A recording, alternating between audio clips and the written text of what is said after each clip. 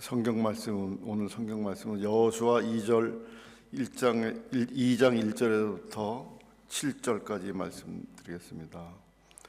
눈의 아들 여호수아가 시딤에서 두 사람을 정탐꾼으로 보내며 이르되 가서 그 땅과 여리고를 엿보라 하며 그들이 가서 라합이라 하는 기생의 집에 들어가 거기서 유숙하더니 어떤 사람이 여리고 왕에게 말하여 이르되 보소서 이 밤에 이스라엘 자손 중에 몇 사람이 이 땅을 정탐하러 이리로 들어왔나이다. 여리고 왕이 라합에게 사람을 보내어 이르되 내게로 와서 내 집에 들어간 그 사람들을 끌어내라. 그들은 이 온 땅을 정탐하러 왔느니라. 그 여인이 그 두 사람을 이미 숨긴지라. 이르되 과연 그 사람들이 내게 왔었으나 그들이 어디에서 왔는지 나는 알지 못하였고 그 사람들이 어두워 성문을 닫을 때쯤 되어 나갔으니 어디로 나갔는지 내가 알지 못하나 급히 따라가라. 그리하면 그들을 따라잡으리라 하였으나 그가 이미 그들을 이끌고 지붕에 올라가서 그 지붕에 버려놓은 삼대에 숨겼더라. 그 사람들은 요단 나루터까지 그들을 쫓아갔고 그들을 뒤쫓는 자들이 나가자 곧 성문을 닫았더라. 아멘. 오늘은 우리가 잘 아시는 대로 이제 여리고 이스라엘 백성들이 40년 동안 광야 생활 끝나고 여리고 들어가기 위하여서 준비 작업인 가나안에 들어가기 위한 준비 작업인 첫 관문인 여리고 성을 정탐하는 과정에서 활약이 있었던 라합에 대해서 얘기 한번 나눕니다. 우리 지도를 보시면 여기가 염해고 여기가 갈릴리 바다입니다. 그러니까 사해지요, 사해고 여기가 지금 여리고가 이렇게 있습니다. 지금 강 이쪽에 있습니다. 이렇게 들어가야 돼요. 여리고로 가야 되는데 그러니까 이 여리고 어디냐면 이게 다 가나안이거든요. 이게 지금 이만큼의 팔레스타인이죠. 블레셋 여기 있죠. 이게 가나안이고 그 중간이 바로 여리고입니다. 그러니까 왜 여리고를 택했냐면 물론 뭐 여러 가지 이유가 있습니다. 이 여리고는요 아주 부유한 도시입니다. 요단강하고 거의 멀리 떨어져 있지 않기 때문에 토지가 비옥합니다. 사막지대에 토지가 비옥하다고 하는 건 굉장한 장점이 있죠. 그러다 보니까 사람들이 많이 모여 살게 되고 그러다 보니까 산업이 발전되는데 상업이 발전이 되고 굉장히 아주 부자 동네, 사람들이 많이 사는 지역입니다. 그러다 보니 자연이 거기에 환락의 지역이 또 형성이 될 수밖에 없습니다. 그리고 또 한 가지 여리고는 좀 전에 보셨다시피 이 가나안의 중심입니다. 보통 군인 작전에서 적을 칠 때에 가운데를 치고 들어가서 이 양쪽을 이렇게 갈라놓잖아요. 그래서 힘을 빼게끔. 그래서 하나님께서 이 백성들을 요단강을 건너서 여리고로 가게 하신 것이 바로 그 지역에 있는 무리들을 가운데를 통과해서 어떻게 보면 전쟁과 같이 원래 원주민들의 힘을 약화시키고 입성하게 하기 위한 하나님의 계획이었습니다. 그래서 역사 자료에 보면 이 여리고는 얼마나 튼튼한 성인지 두 겹으로 돼 있다고 합니다. 성이 한 겹 외벽이 있고 또 내벽이 있는데 그 외벽과 내벽 사이에는 마차가 다닐 정도로 4m에서 7m 정도의 공간이 있어서 외벽과 내벽 사이를 마차가 다닐 만큼 아주 튼튼한 벽. 그리고 가나안 들어가는 첫 관문 성입니다. 그래서 구약성 창세기에 보면요, 아브라함과 조카 롯이 이제 재산이 많아지니까 종들끼리 자꾸 싸우다 보니까 이건 내 양이다, 내 양이다. 그러니까 아브라함이 이제 헤어지자. 너는 우리 따로 가서 살자. 우리 갖고 있는 양떼들을 각자 가지고 헤어져서 살자. 그래야 분열이 안 일어난다. 그래서 삼촌이 조카에게 먼저 양보하지 않습니까? 네가 먼저 선택해라. 그랬더니 동쪽을 보니까 거기 뭐라고 표현하냐면 동쪽은 여호와의 물된 동산 같아 보였다 그랬습니다. 얼마나 풍요로운 땅이면 물이 넘쳐나는 곳, 사막지대예요. 그래서 여호와의 물된 동산 같았다. 그래서 조카 롯은 그쪽을 택하지 않습니까? 그만큼 여리고는 땅도 비옥하고 농사도 잘 되고 상업도 발달이 되고 거기에 그러다 보니까 자연이 활락이 넘쳐나는 그런 도시, 거기에 자연이 이 라합이라고 하는 기생이라고 하는 이름이 잘 어울립니다. 우리가 보면 여기 성경에는 이제 이렇게 표현합니다. 그 기생의 집에 들어가 그랬는데 조나입니다. 그 조나는 그 히브리에 보면요, 이 창기라고 하는 단어가 두 단어예요. 하나는 카데샤예요. 이 카데샤가 뭐냐면 그 애굽 종교인들은 이렇게 다산을 숭상합니다. 그래서 그 다산의 신을 상징하는 의미로 그 애굽 그 성전 안에는 종교적인 창기를 두었어요. 그래서 그들은 일반 창기와는 다르게 그들의 지위도 인정받을 뿐만 아니라 보장도 받고 사회적 지위도 보장받는 그런 하나의 그 제사에 필요한 여제사라 그럴까요? 뭐 그런 존재입니다. 그런데 조나는 달라요. 조나는 우리가 소위 말하는 매춘부예요. 일반식으로 말하는 그 랍비가 바로 매춘부라고 성경은 히브리서 야고보서에 히브리서에 보면 그를 소위 말하는 우리가 말하는 포르노 창녀라고 표현을 하고 있습니다. 그만큼 이 라합은 그 당시 여리고에서 어떻게 보면 주류에서 밀려나 있는 아주 천박한 그런 여인이었던 것입니다. 자, 이제 여호수아가 오늘 말씀해 보니까는 정탐꾼을 보냅니다. 눈의 아들 여호수아가 시딤에서 두 사람을 정탐꾼으로 보내매 그랬습니다. 자, 여호수아가 지금 모세는 죽었어요. 이제 가나안 땅으로 들어가야 돼요. 그러기 위해서는 이제 정탐꾼을 보냅니다. 몇 사람? 두 사람. 그런데 40년 전에 어떤 일이 있었냐면 이스라엘 백성들이 애굽에서 나왔어요. 그리고 나와서 광야에 있을 때 모세가 과연 우리가 들어갈 가나안 땅은 어떤 곳인지 정탐꾼을 보내자. 그래서 어떤 일이 있었냐면 거기에 민수기 10장에 보면 각 지파, 이스라엘이 12지파 아닙니까? 12지파에서 뛰어난 사람들을 한 명씩 대표들을 한 명씩 뽑았어요. 그러니까 누굴 뽑았겠어요? 가장 뛰어나고 리더십이 강하고 하는 그런 사람 한 명씩 뽑아서 12명을 보냈어요. 40일 동안 정탐하라고. 그래서 왔더니 똑같이 보고해요. 그런데 10명은 뭐라고 보고하냐면 거기에는 워낙 사람들이 기골이 장대해서 우리가는 거기에 붙은 메뚜기 같은 존재입니다. 못 들어갑니다. 2명은 그들이 맞습니다. 저 10명이 보고한 것이 맞습니다. 그렇지만 하나님이 우리에게 그 땅을 준다 그랬으니 우리는 그 믿음 갖고 들어가면 하나님께서 이기게 해주실 것입니다. 보고 온 건 똑같은데 해석이 달랐어요. 2명만.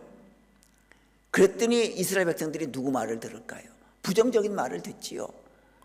우리를 여기까지 데리고 나와서 우리를 죽이려고 하느냐 하면서 모세를 대항하기도 하고 원망하기도 하고 불평하기도 합니다. 그래서 하나님께서 그들을 벌을 내리시잖아요. 여러 명을 죽이죠. 수많은 사람들을 벌을 내려서 죽입니다. 여호수아는 그걸 알았어요. 왜요? 자기가 그 2명 중에 한 명이 여호수아잖아. 오늘 이 여호수아. 그래, 12명을 보냈는데 그 10명이 제대로 보긴 봤지만 그렇게 보는 것이 아니다. 실패해서 오히려 이스라엘 백성들이 들어가지도 못해보고 수많은 사람이 하나님께서 그 진노에서 심판해서 죽였어요. 실패한 걸 알았어요. 그래서 이번에는 이제 2명을 뽑았습니다. 어떤 사람을 뽑았을까요? 이제는 40년 전에 그 생각을 해서 리더십이 강하고 뛰어나고 빠릿빠릿한 그런 사람이 아니라 이제는 믿음의 눈으로 볼 수 있는 믿음이 좋은 사람을 뽑자. 많이 필요 없다. 정말 믿음의 눈으로 하나님의 약속을 바라볼 수 있는 사람, 믿음의 눈으로 성령의 빛으로 하나님께서 말씀하신 것을 해석할 수 있는 그런 믿음이 좋은 사람을 뽑자. 그래서 많이 안 뽑고 단 2명만 뽑았던 거예요. 그렇습니다. 하나님의 역사에는 그 사람들이 많고 적으냐가 중요한 것이 아니라고 하는 거예요.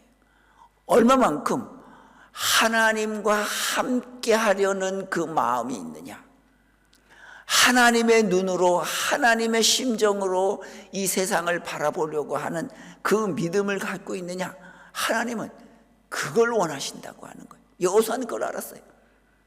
그래서 그 마음에, 그 하나님 평소에 하나님의 마음을 가지고 하나님의 심장을 가지고 하나님께서 우리 백성을 이끌어 가시는 그 과정을 볼 줄 아는 사람 골랐더니 2사람이에요. 그래서 보냈던 겁니다. 여러분들, 우리가 이제부터 이 세상에 살 때에 하나님은 다른 것 보지 않습니다. 과연 하나님과 함께 이 세상을 살면서 하나님을 믿는 그 믿음의 눈으로, 그 믿음의 마음으로 이 세상을 바라볼 수 있느냐, 그 믿음을 하나님께서는 우리에게 요구하신다고 하는 것입니다.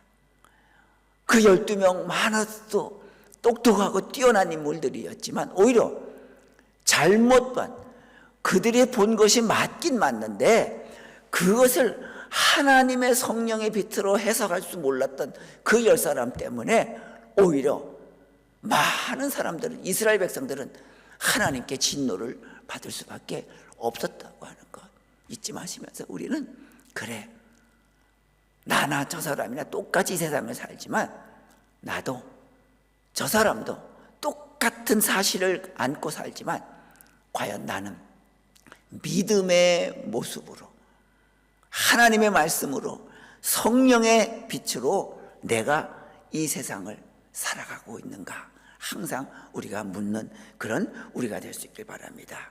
또 이 2사람은 어땠을까요? 여호수아가 보기에 그 중요한 일을 맡기려니까 정말 누굴 보낼지 막막할 때에, 우리가 보통 일 맡길 때 평소에 이렇게 보고, 이렇게 안 보는 것 같지만 이렇게 보고 있다가 이분은 참 신실하셔, 참 신실하고 충성되게 주의 일을 감당하시는 분이다. 그러면 그분에게 부탁도 하고 얘기도 하고 그러잖아요. 그러니까 이 여호수아는 평소에 이 2사람의 이 살아가는 모습을 눈여겨보았던 거예요. 여러분들, 그렇습니다. 우리가 보면요, 우리 주변에서 나를 안 보는 것 같지만 다 마음속에, 다 마음의 눈으로 보고 있단 말입니다. 아무것도, 사람들이 아무 말도 하지 않는 것 같아도 우리 그리스도인들이 어떻게 살아가는가를 그들은 예의주시하고 있습니다. 그러니 우리는 항상 나는 그리스도인이다 라고 하는 이 자신감, 이걸 잊지 마시고, 그래, 내가 이 믿음의 사람으로 살아갈 때에 안 믿는 사람들이 나를 통해서 하나님을 바라보는구나. 그래서 그들이 아무 말 하지 않아도 항상 나를 예의주시하고 있다. 어떻게 저 사람은 예수를 믿고 있을까? 예수 믿는 사람들이 어떻게 살아가고 있을까? 그걸 보고 있다고 하는 걸 우리가 잊지 마시면서 항상 하나님 앞에서 우리가 살아가는 우리의 모습 될 수 있기 바랍니다.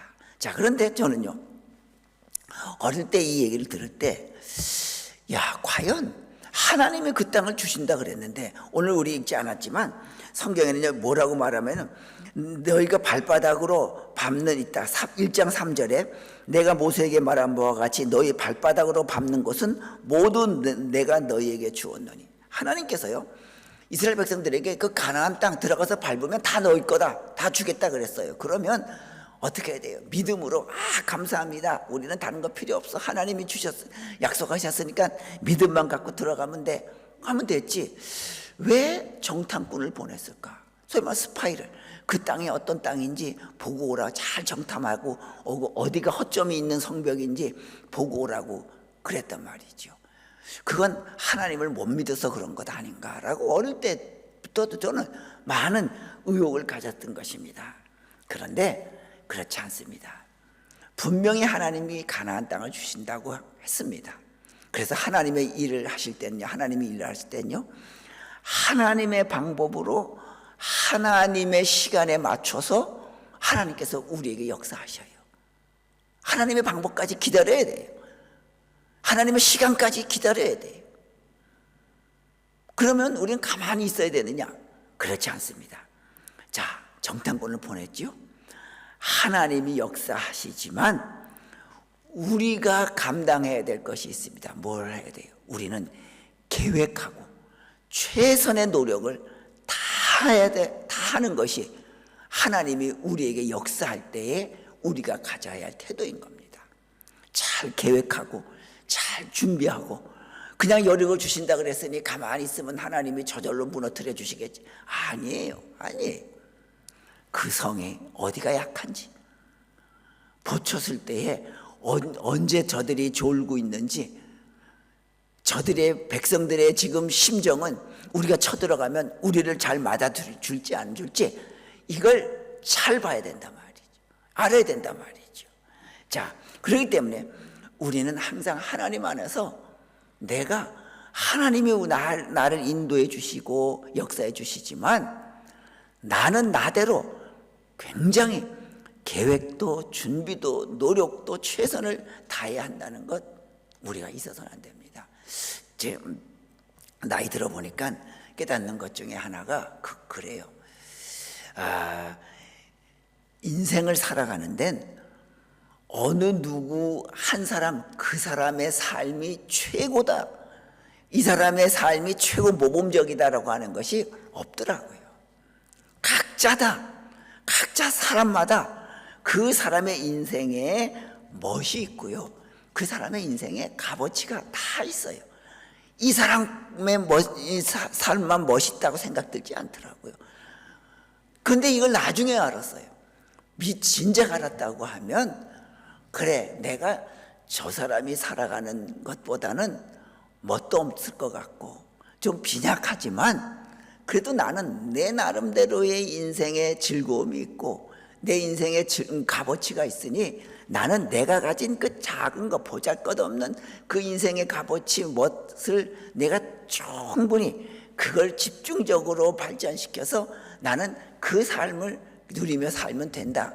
이걸 진작 깨달았으면 난 부러워하지도 않고 훌륭한 사람, 멋있게 성공한 사람을 앞에서 열등감 갖지도 않고 그럴 텐데 이게 인생을 거의 다 살아보니까 이제서야 깨닫습니다. 또 한 가지가 뭐냐면 내가 아무리 노력을 해도요, 내 것이 되는 것이 있고 아무리 노력을 해도 내 것이 안 되는 것이 있더라고요.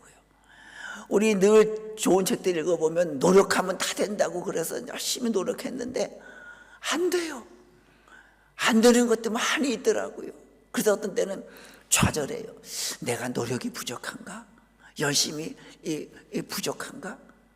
그래요.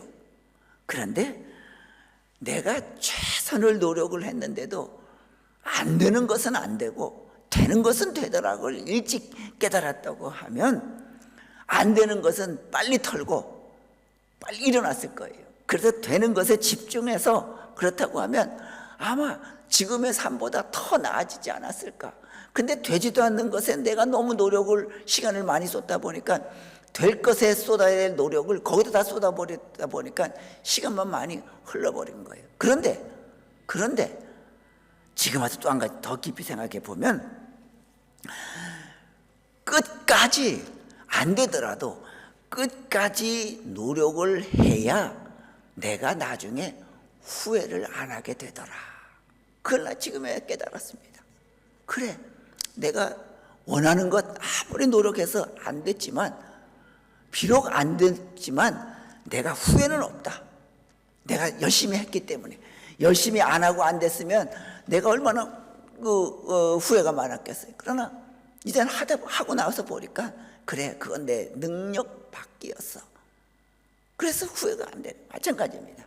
하나님께서는요, 우리가 하나님께 완전히 순종하지 못하더라도 내가 하나님 앞에 최선을 다할 때 하나님께서 내 순종을 하나님께서는 받아들여 주셔요. 내가 최선의 순종을 하려고 노력하지도 않았다고 하면 하나님은 나의 지금의 순종도 인정해 주지 않습니다. 비록 내가 순종 잘 못해요. 이거는 정말 안 돼요. 이 생각만 하면 자다가도 벌떡벌떡 일어나는 그런 그 속에서 치밀어 오는 것이 있어요. 그런데 그걸 하나님께서는 다 잊어버리고 용서하라고 그래도 안 돼요. 그럼 노력을 해봐요. 그런데도 안 돼요. 그럴 때 비록 지금도 안 됐지만 내가 최선을 다해서 하나님 말씀에 순종하려고 노력한 결과 후회는 없어요. 하나님, 제가 그래서 연약한 인간입니다.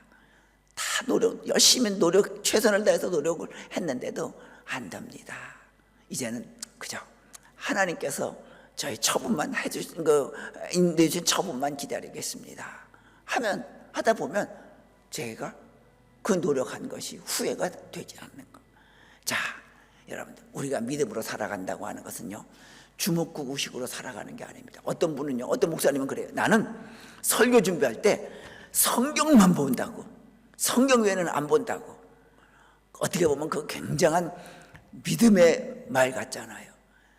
그런데요, 그런 목사치고 제대로 된 목사 없고요, 그런 목사치고 부지런한 목사 없습니다. 게으르니까, 아니면 머리가 안 되니까, 아니면 노력하기 싫고 공부하기 싫으니까 나는 성경만 보고 설교 준비한다고 자랑스럽게 얘기하고, 그걸 또 듣는 사람은 아멘 믿음으로 받아들여요. 아니에요. 그런 사람은 게으르거나 능력이 안 되거나 무능하거나 하는 그런 모습입니다. 하나님께서는요, 그 하나님의 일을 감당하기 위해서 성경뿐만 아니라 세상에 지식도 있어야 돼요. 교양도 있어야 돼요. 세상에 정보도 있어야 돼요. 이 모든 것을 다 가지고 거기에 풍부한 사람이 이 성경을 보았을 때 하나님께서 주시는 그 놀라운 그 깊은 뜻을, 하나님이 모두 이 세상에 허락하신 정보와 교양과 지식을 통해서 보면 그게 바로 성령에 주신 성령의 빛이거든요. 성경이 더 깊이 보이는 거예요. 여러분들, 이제 우리 신앙생활 하실 때 이제 내가 그 정탐꾼이 그 여리고성을 가서 정탐을 했듯이, 그래, 내가 이제 이 세상을 살아가는 동안 내가 내 계획, 내 노력 무시해서는 안 된다 하는 그런 믿음 가지고 우리가 이 세상을 살아나가야 할 것입니다. 그래도 우리 잘 아시잖아요. 이스라엘의 그 정보기관 모사드, 한국의 그 정보기관 안기부는 음지에서 양지를 지향한다 그러잖아요. 모사드의 뭡니까, 좌우명은 잠언 24장 6절 말씀이라고 유명하잖아요. 그게 뭐냐면, 너는 전략으로 싸우라, 승리는 지략이 많음에 있느니라. 그러니까 전략을 세워서 너의 지식을 그 지식을 가지고 그 지략을 내서 싸우라. 승리하는 자는 지략이 많은 자가 이긴다고 말했어요. 만약 이스라엘 목사들가 우리는 하나님이 그냥 알아서 주실 거야라고 아무 노력도 안 하면 오늘의 이스라엘이 있을까요? 그 모사드의 놀라운 정보력이 그 이스라엘을 자기보다 수십 배 더 큰 나라 가운데서도 저렇게 부강한 나라를 이기고 살게 하지 않습니까? 그렇습니다. 우리 이 세상에 살 때 주님께서 주시는 노력, 계획, 그리고 정보, 지식, 이 교양, 이 모든 것을 가지고 하나님을 섬길 수 있는 그런 우리가 될 수 있기를 바랍니다. 자, 그러면 하나님께서 이제 그 정탐꾼을 어디로 들여보냈어요? 오늘 성경 말씀 보니까 이렇게 표현을 합니다. 눈의 아들 여호수아가 시딤에서 두 사람을 정탐꾼으로 보내며 이르되 가서 그 땅과 여리고를 엿보라 하며 그들이 가서 라합이라 하는 기생의 집에 들어가 거기서 유숙하더니. 자, 정탐꾼이 가면 일단 근거지가, 본거지가, 숨고 지낼 근거지가 있어야 되잖아요. 땅바닥에 막 비틀을 타든지 뭐 그래야 되잖아요. 그런데 이 기생의 집에 들어갔어요. 창기의 집에 들어갔죠. 왜 창기의 집에 들어갔냐면, 자, 생각해 보세요. 활락가에 창기, 창기의 집이 있어요. 거기에 젊은 사람들이 많이 왔다 갔다 그래요. 사람들이 외국에서 많이 들락달락 거려요. 그런데 이렇게 정탐꾼 두 명이 들락달락 거렸다고 누가 눈여겨볼까요? 안 보지요. 왜요? 창기의 집은 많은 사람들이 들락달락 거려요. 아무도 없는 고요한 동네에 낯선 두 사람이 오더니 생긴 모양도 다르고 옷 입은 스타일도 다른 사람이 눈치 보고 어떤 집에 쓱 들어가요. 그러면 동네 사람들 눈에 금방 발각이 되죠.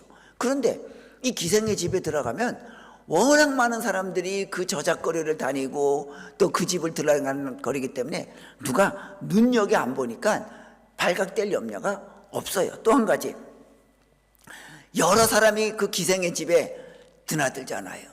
술집도 드나들고 뭐 기생의 집 드나들고 그러다 보면 뭐가 많아요? 각종 사람이 드나들다 보니까 이 정보가 많잖아요. 한국에서 보면 그 민심을 어디서 알아요?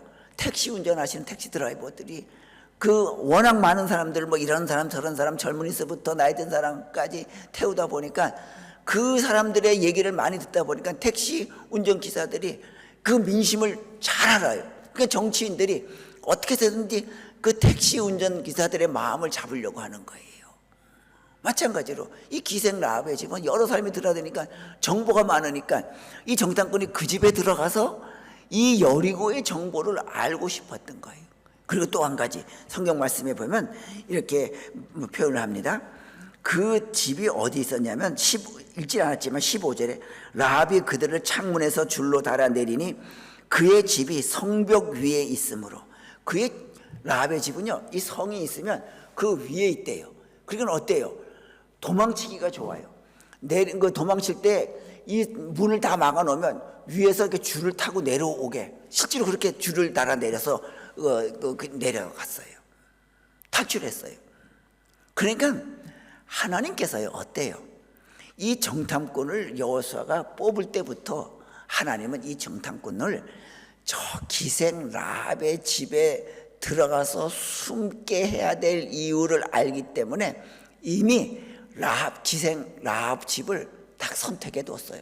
정탐꾼이 가기도 전에, 뽑기도 전에 이미 저 라합의 집은 내가 잘 사용해서 저 정탐꾼들을 그 안에 숨겨줘야겠다. 하나님이 이미 뽑아놨어요. 정탐꾼이 가기 전에 하나님이 먼저 거기 가 계셨던 거예요. 여러분, 그랬습니다. 여러분들, 우리가 그러지 않겠습니까? 우리가 어찌 보면 하나님께서 우리에게 항상 뭔가 어려운 일을 맡기시고 힘든 일을 맡길 때에 말이죠, 우리보다 먼저 그게 얼마나 어려운 일이고 얼마나 힘든 일이고 위험한 일인지 알기 때문에 먼저 가셔서 그 모든 것들을 다 준비해 놓으신단 말이죠. 그러니 여러분, 우리 살아가시다가 혹시 우리 앞길에 어려운 일이 있고 괴로운 일이 있고 밤잠을 못 이룰 아픈 일이 있다고 하면 하나님은 내 생각보다 앞서 먼저 가셔서 우리가 어려움을 당할 걸 알기에 그 길을 평탄하게 예비해 놓으시고 우리가 편안히 숨고 안전하게 거하실 곳을 준비해 놓으시는 하나님이심을 잊지 마시기 바랍니다. 그래서 그 하나님을 의지하면서, 그래, 지금은 내가 그 여리고성에 들어가는 괴로운 일, 두렵고 떨리는 일이지만 하나님께서는 내 인생 앞길에 이 세상에서 나가 살 때에 분명히 내 앞길을 든든하게 예배해 놓으신다라고 하는 그 믿음을 가지고 늘 주님만 의지할 수 있는 그런 우리가 꼭 될 수 있길 바랍니다. 그리고 마지막으로 그 집에 들어갔어요. 숨었어요. 그렇지만 기생 라합은 그들을 내주지 않고 숨겨줬어요. 왜 하나님이 그 기생 라합의 집을 선택했을까요? 기생은요, 그 라합은요, 그 어렵게 이스라엘 백성들이 찾아온 두 사람을 위험에서 보호해 줄 수 있는 그런 사람이었어요. 바로 그래요. 하나님을 믿는 사람은요, 남의 부족함과 어려움을 덮어줄 수 있는 사람입니다. 감싸줄 수 있는 사람이에요. 도와줄 수 있는 사람이에요. 그의 약한 부분을 도와줄 수 있는 사람이에요. 우린 그리스도인입니다. 이제부터 우리는 항상 위로자가 되어야 됩니다. 내가 좀 부족함이 있는 사람에게 찾아가서 위로해주고 격려해주고 다독거려줘서 그 조금 그 부족하지만 그를 일으켜 세우는 그런 우리가 돼야 돼요. 우리는 어떻게 보면 주님의 위로를 받고 싶어요. 그런데 그 주님의 위로가 어디서 와요? 주님을 믿는 사람으로부터 주님의 위로가 오는 거예요. 그러니 이제 항상 그 라합처럼 그 죽음에 이제 잡혀나가면, 정탐꾼이 왔다고 발각이 돼서 잡혀나가면 그는 죽는 거예요. 그렇지만 그는 거짓말을 해서 그들을 돌려보내고 그를 몰래 두 사람을 성문 밖으로 줄을 타서 내려보내서 도망치게 합니다. 이 모습처럼 우리는 항상 부족한 내 옆에 사람, 부족한 내 이웃, 내 가족 중에 그분들을 위로해주고 덮어주는, 그래서 지금은 비록 그가 부족하지만 언젠가는 내가 그를 잘 덮어줌으로 인하여서 그가 잘 꽃이 필 수 있도록 위로의 사람, 격려의 사람, 위안을 주는 그런 그리스도인이 다 되시기를 주님의 이름으로 축원합니다. 기도드립니다. 걸어가신 여호와 아버지 하나님, 하나님께서 정탐꾼이 가기도 전에 벌써 라합의 집을 준비해 두셨고 거기에 먼저 가 계신 우리 하나님이십니다. 하나님, 여리고와 같은 그런 세상 우리가 살아가고 있습니다. 어떻게 해서든지 우리를 쳐다보고 있다가 우리가 믿는 자의 모습을 나타내면 우리로 하여금 부끄러움을 당하게 하기 원하고, 우리로 하여금 어려움을 당하게 하도록 함정을 파놓고 기다리는 이 세상의 사탄의 세력이 있을 때마다 하나님께서 미리 가셔서 위로자를 삼아주시고 우리를 품어주시고 우리의 길을 예비해 주시옵소서. 그래서 하나님, 이 세상은 하나님과 동행하면 하나님이 우리의 위로자가 되심을, 덮어주는 자가 되심을 믿고 이 세상에 당당히 살아나가는 우리가 되도록 역사하여 주시옵소서. 예수님의 이름으로 기도드리옵나이다. 아멘.